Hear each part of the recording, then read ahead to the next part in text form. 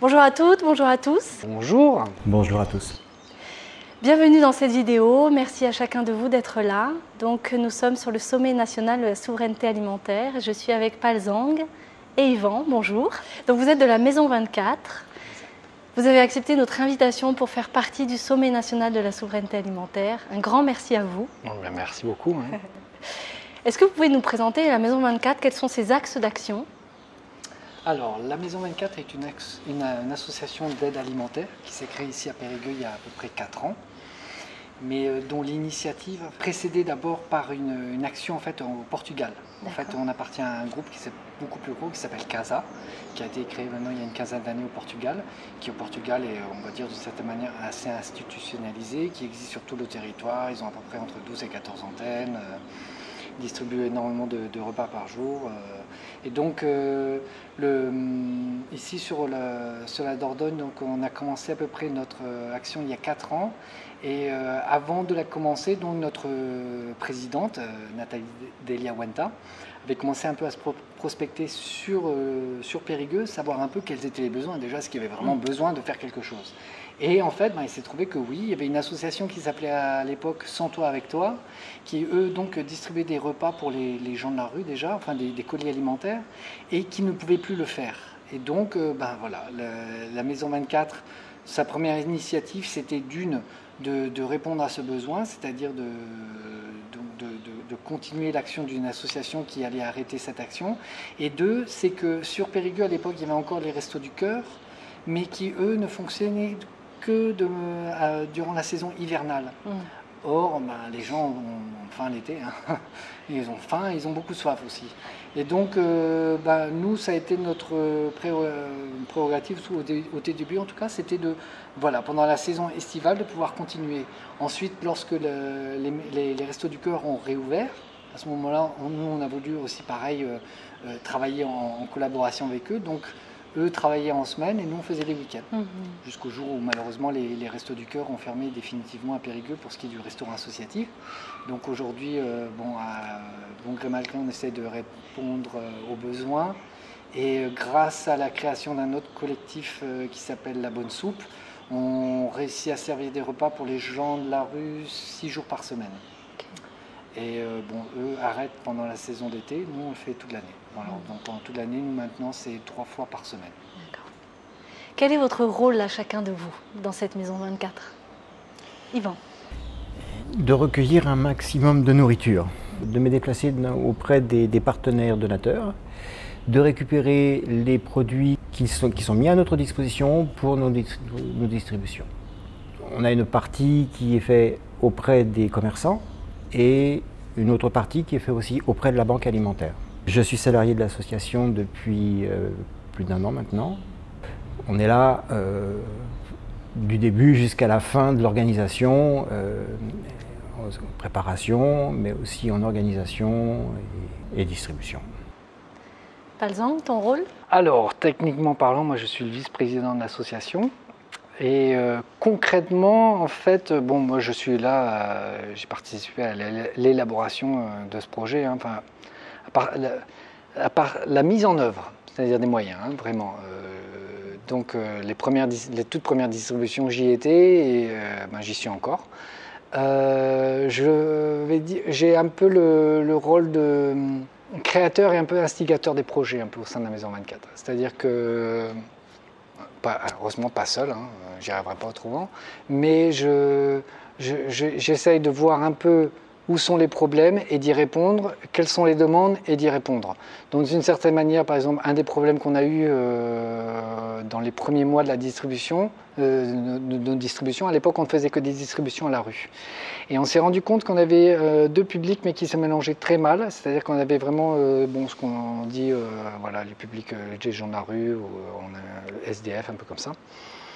Et on avait plutôt des familles dans une démarche d'insertion un peu quand même plus prononcée, différente en tout cas, et beaucoup comme je disais, des familles monoparentales, des femmes seules. Et donc, enfin voilà, qui crée une mauvaise, comment je vais dire, mauvais feeling un peu quoi, quelque part. Il y avait quand même des tensions. Voilà, ça crée des tensions, de la peur de la part de certaines personnes. Dès qu'il y a de la peur, ça, voilà, tout dérape un peu quelque part, d'une certaine manière. Et donc voilà, donc j'ai aidé à créer deux types de distribution différentes à partir du moment où on a commencé à avoir un local ici sur Périgueux. Donc ça c'est des choses pareil, de structurer un peu ces distributions locales qui sont quand même beaucoup plus compliquées, savoir de quelle manière, comment on reçoit les gens, sur quels critères, de créer après par rapport aux demandes, donc l'aide aux devoirs, on a mis ça en place par rapport aux demandes que certains bénéficiaires ont fait par rapport à leurs enfants, face à la situation des migrants qui arrivaient sur Périgueux et le manque de structure pour leur apprendre le français, mettre en place une structure pour leur donner des cours de français. L'idée de faire un jardin, ça fait un projet que j'avais depuis longtemps.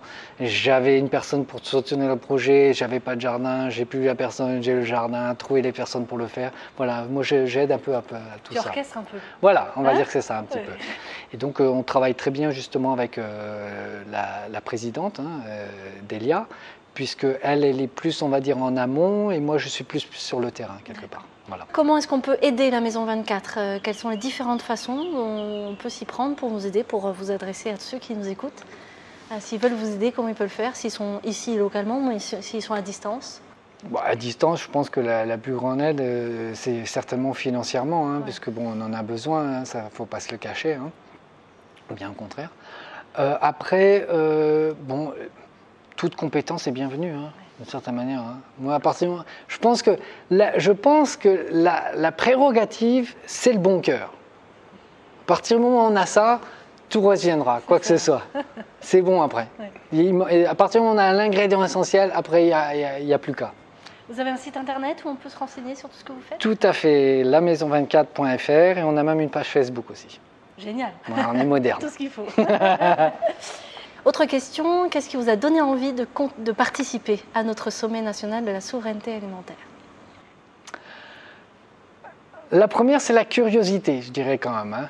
Parce que c'est vrai que quand on parle de souveraineté alimentaire, on n'est pas exactement complètement sûr de quoi il s'agit encore, mais on est quand même interpellé.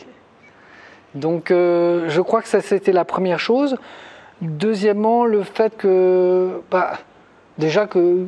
Je pense que de toute façon, moi, de mon point de vue, en tant que vice-président de l'association, que quelqu'un s'intéresse à la Maison 24, c'est déjà d'un point de vue intéressant pour moi.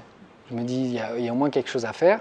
Donc, et le fait que, comme tu as pu me le dire, que ça soit une initiative à l'échelle nationale, et que je pense qu'il est très important que tous les acteurs sociaux, non seulement au niveau des communes, mais même au niveau national, travaillent ensemble. Je pense qu'on a vraiment de plus en plus besoin que ça. Je pense qu'aujourd'hui, à l'heure actuelle, les citoyens s'en rendent compte de plus en plus. Il ne faut pas attendre de l'État des solutions à nos problèmes, c'est à nous de les prendre en main. Et donc voilà, toute initiative pour moi est bienvenue. Oui, c'est ça, merci. Et puis, donc nous avons mis en place une plateforme de financement participatif pour nous aider à aller jusqu'au bout de ce tournage. Donc une aventure formidable, mais coûteuse aussi. Et du coup, je voulais savoir pour vous, en quoi ça serait important de nous soutenir aussi financièrement sur notre initiative ? En quoi ça serait important ? Oui.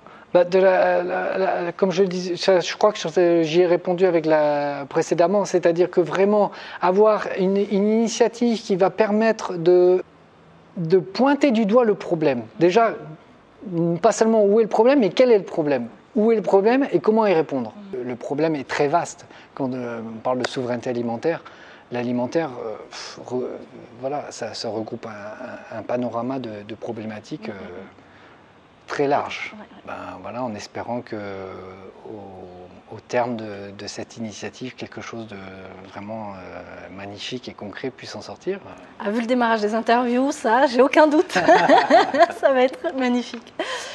Vous avez tous les liens dans la description de la vidéo pour pouvoir aller plus loin dans toutes les informations que nous venons d'évoquer ici. Vous avez le lien du site de la Maison 24 également. Vous avez le lien pour nous soutenir au niveau du Sommet national de la souveraineté alimentaire, de la façon qu'il vous plaira. Merci à vous de nous suivre et puis nous vous donnons rendez-vous en octobre pour regarder toutes ces conférences en vidéo qui vous sont offertes en accès libre et gratuit pour essayer de couvrir toutes les thématiques de la semence jusqu'à l'assiette dans ce sommet de la souveraineté alimentaire. Merci à tous d'être là et de nous suivre. Merci à vous Yvan et Palzang. Merci beaucoup. Et à bientôt. À très bientôt j'espère. Au revoir. Ciao, bye bye.